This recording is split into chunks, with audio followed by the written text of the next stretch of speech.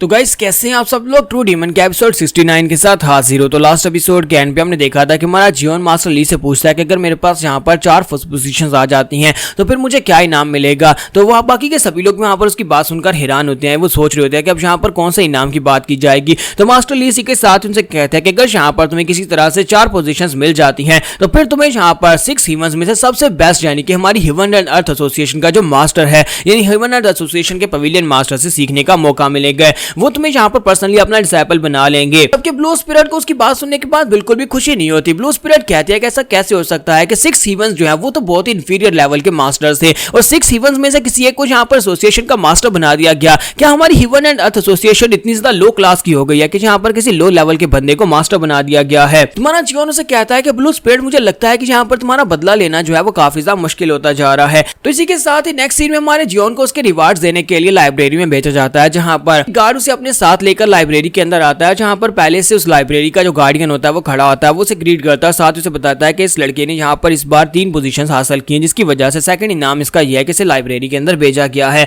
और यहाँ पर पूरे 2 घंटे के लिए यहाँ पर रह सकता है। तो वो गार्ड जो होता है, गार्डियन जो होता है, वो उसे कहता है कि मेरा नाम यांग मू वैन है और मैं यहाँ पर इस जगह का गार्डियन हूँ और तुम यहाँ पर पूरे 2 घंटे के लिए रहने वाले हो। और इसी के साथ ही वो जियोन से कहता है कि मेरे साथ आ जाओ। जबकि जो सिक्योरिटी गार्ड होता है वो बाहर चला जाता है, तो जियोन उसके पीछे पीछे वहां पर चलना स्टार्ट करता है। तो वो उसे कहता है कि तुम यहाँ पर से अपने लिए एक बुक को चूज कर सकते हो, सिर्फ और सिर्फ एक ही बुक को चूज कर सकते हो, लेकिन तुम ओरिजिनल बुक लेकर नहीं जा सकते, तुम्हें सिर्फ और सिर्फ इसको कॉपी करना होगा। मैं यहाँ पर तुम उसे मेरे पास लेकर आना, मैं तुम्हें उसकी कॉपी बना दूंगा। और उसके बाद हमारा जियोन से कहता है क्या मैं यहाँ पर बाकी की सारी बुक्स को भी पढ़ सकता हूँ। तो वो कहता है हाँ क्यों नहीं, तुम्हारे पास 2 घंटे हैं, 2 घंटे में तुम जितनी बुक्स को पढ़ना चाहो पढ़ सकते हो, क्योंकि अगर तुम बुक को पढ़कर नहीं देखोगे तो फिर तुम्हें पता कैसे चलेगा कि तुम्हें अपने लिए कौन सी बुक चूज करनी है। तुम्हारा जियोन कहता है ये तो बहुत ही अच्छी बात है। और इसी के साथ हमारा जियोन आगे बढ़ना स्टार्ट करता है। तो मास्टर वू वैंग उसे कहता है कि यहाँ पर मेरी एक बात को याद रखना, अंदर जाने के बाद वहां पर राइट साइड के ऊपर एक ऐसा डोर है जिसके सामने एक रेड कलर की लाइन लगी हुई है। भूल कर भी उस दरवाजे को पार करके अंदर मत जाना, क्योंकि वो दरवाजा बहुत ज्यादा खास है। अगर तुम वहां पर जाओगे तो फिर वहां पर तुम पोजेस्ड हो जाओगे और तुम मर जाओगे। जियोन उसकी बात सुनने के बाद कहता है क्या वाकई में? तो वो कहता है नहीं ऐसा कुछ भी नहीं है, मैं तो बस यहाँ पर तुम्हें डराने के लिए कह रहा था, लेकिन फिर भी यहाँ पर वो डोर फॉरबिडन है, उसके अंदर मत जाना, वहां पर तुम्हारे काम का कुछ भी नहीं है। और इसी के साथ हमारा जियोन जो होता है वो दरवाजा खोलकर अंदर आ जाता है।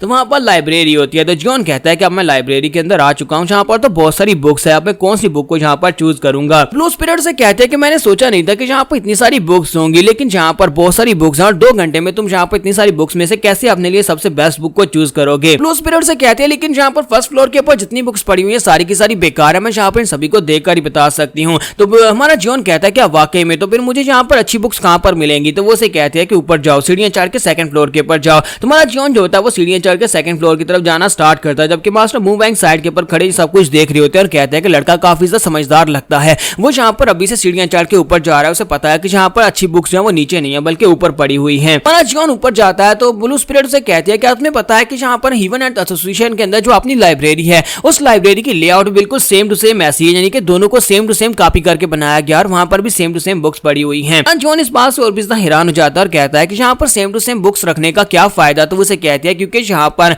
इन लोगों को डर होगा कि अगर उस जगह के ऊपर अटैक होता है, लाइब्रेरी तबाह हो जाती है, तो कम से कम इन लोगों के पास यहाँ पर बैकअप तो होना चाहिए। जियोन कहता है कि ये आइडिया काफी ज्यादा अच्छा है और इसी के साथ ही वो आगे बढ़ना स्टार्ट करता है और कहता है क्या बताओ कि मैं कौन सी बुक चूज करूँ। तो वो उसे कहती है वहां पर सामने देखो, वो बुक उठा लो। और इसी के साथ ही हमारा जियोन एक बुक को उठाता है और वहां पर उसके पेजेस को पलटना शुरू कर देता है, बड़ी तेजी के साथ उसके पेजेस को पलट रहा होता है। ब्लू स्पिरिट इस बात से बहुत ज्यादा हैरान हो जाती है और उसके बाद वो उसे कहती है कि तुम यहाँ पर कर क्या रहे हो? तुम यहाँ पर इस बुक को पढ़ने भी वाले हो, तुम्हें तो इस बुक को पढ़ना चाहिए और तुम यहाँ पर सिर्फ इसके पेजेस को स्किप कर रहे हो। तुम्हारा जियोन कहता है कि मैंने इसको पढ़ लिया, अब जल्दी से बताओ कि दूसरी बुक कौन सी है। तो वो उसे बताती है कि यहाँ पर नीचे पड़ी हुई बुक को उठा लो। और इसके साथ ही हमारा जियोन अगली बुक को उठाता है, वहां पर उसको भी पेजेस को पलटना शुरू कर देता है। वो बड़ी तेजी के साथ उसके पेजेस को स्किप कर रहा होता है। तो वो उसे कहता है कि तुम कर क्या रहे हो? तुम सिर्फ और सिर्फ पेजेस को पलट रहे हो और तुम यहाँ पर इन बुक्स को पढ़ने के लिए आए थे। तुम्हारा जियोन कहता है कि मैं बस यहाँ पर इनके पेजेस को पलटकर बस इनको याद कर रहा हूँ, क्योंकि मैं इनको यहाँ पर परफॉर्म करने की कोशिश नहीं कर रहा या फिर अंडरस्टैंड करने की कोशिश नहीं कर रहा, लेकिन मैं सिर्फ और सिर्फ इनको याद रखने की कोशिश कर रहा हूँ।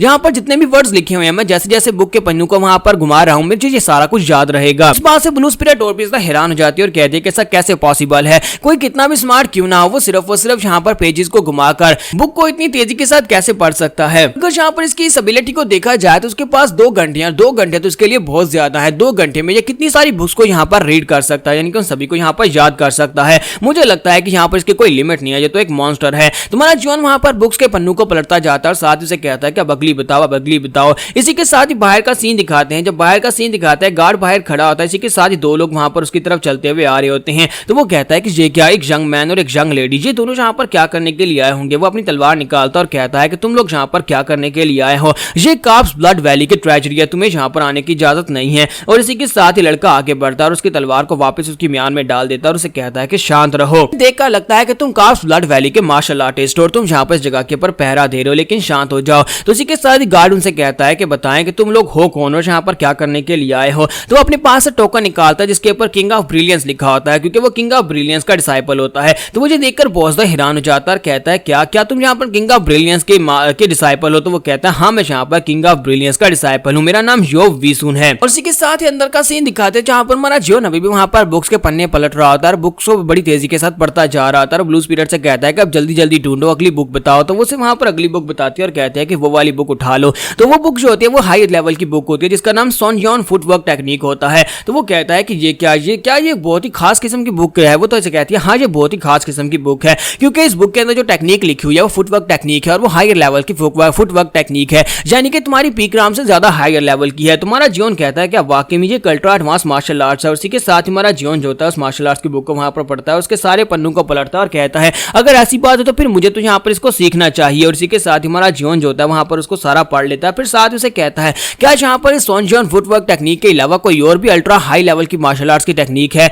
तो वो कहते हैं कि हाँ, यहाँ पर एक और टेक्निक है जो कि यहाँ पर टाइगो फ्लो पाम टेक्निक है, लेकिन वो मुझे लगता है कि तुम्हें उसको नहीं सीखना चाहिए, वो बिल्कुल भी अच्छी नहीं है। इसके लिए यहाँ पर तुम्हारे लेवल को कम से कम एवोल्यूशनरी डाम में पहुंचना चाहिए, तभी तुम जाकर उस टेक्निक को परफॉर्म कर पाओगे, वरना वो टेक्निक जो है उसकी बैकलैश की वजह से तुम खुद को जख्मी कर सकते हो। तुम्हारा जियोन उसे कहता है कि तो फिर भी मैं यहाँ पर उसको मास्टर करूंगा। तो उसे कहती है लेकिन क्यों, मैंने तुम्हें कहा ना कि वो तुम्हारे लिए ठीक नहीं है। तो जियोन कहता है क्या पता कभी उसे यूज करना पड़ जाए। क्या तुम्हें पता है कि च्योंग ने एक बार कहा था लोग किसी सेक्टर के बंदे को पहचानना चाहते हैं तो उसकी बॉडी के ऊपर स्कार्स के साथ भी उसको पहचाना जा सकता है। कि अगर कभी ऐसी सिचुएशन आती है कि मुझे इस टेक्निक को यूज करना पड़े और किसी को दिखाना पड़े कि मैं वुडैंग सेक्टर का डिसाइपल हूं, तो फिर मैं यहाँ पर इस टेक्निक को परफॉर्म करके साबित तो कर पाऊंगा। इसके साथ ही हमारा जियोन उस बुक को भी वहां पर पढ़ लेता है। तो ब्लू स्पिरिट कहती है कि ये बंदा तो वाकई में एक मॉन्स्टर है। इसी के साथ ही हमारा जियोन जो होता है जब वहां पर से नेक्स्ट बुक को उठाता है तो उस बुक के ऊपर वहां पर ब्लड पड़ा होता है। तुम्हारा जियोन कहता है तुमने तो कहा था कि यहाँ पर सारी कॉपीज पड़ी हुई हैं, फिर यहाँ पर इस बुक के ऊपर यहाँ पर ब्लड क्यों लगा हुआ है, ऐसे देखकर लगता है ये ओरिजिनल है। तो उसे कहते हैं कि हाँ ये ओरिजिनल है, क्योंकि इसको बुक को देखकर ही पता चल रहा है कि ये ओरिजिनल है, क्योंकि इसके ऊपर ब्लड लगा हुआ है। जियोन उसे कहता है कि अगर वो लोग यहाँ पर कॉपीज रखने वाले थे तो कम से कम यहाँ पर इस बुक को साफ करके रखते, या फिर इस बुक को यहाँ पर इसके ऊपर से ब्लड को हटाकर इस जगह के ऊपर रखते, या फिर इसकी कॉपी बनाकर रख देते। तो वो उसे कहती है लेकिन ओरिजिनल होती है। तुम्हारा जियोन कहता है वो क्यों, उसे कहती है क्योंकि ओरिजिनल बुक्स जो होती हैं वो बुक्स यहाँ पर बहुत ज्यादा खास होती हैं, इसी वजह से यहाँ पर इस बुक को नहीं मिटाया गया, इसके ऊपर ब्लड के साथ इसको यहाँ पर रख दिया गया है। तुम्हारा जियोन जो होता है वहां पर उस बात को समझने में लगा होता है कि उसने यहाँ पर ये क्यों कहा कि ओरिजिनल बुक्स जो होती हैं उनकी अपनी वैल्यू होती है और उनके ऊपर अगर ब्लड भी लगा हुआ है तो वो भी वहां पर मार्शल आर्ट्स को दर्शाता है। जहां पर हम लोग अपने एपिसोड 69 का एंड करेंगे और नेक्स्ट एपिसोड में देखेंगे कि वो लड़का और लड़की वो दोनों इस मार्शल आर्ट्स की लाइब्रेरी में क्या करने के लिए आ रहे हैं, उनका यहाँ पर क्या काम है।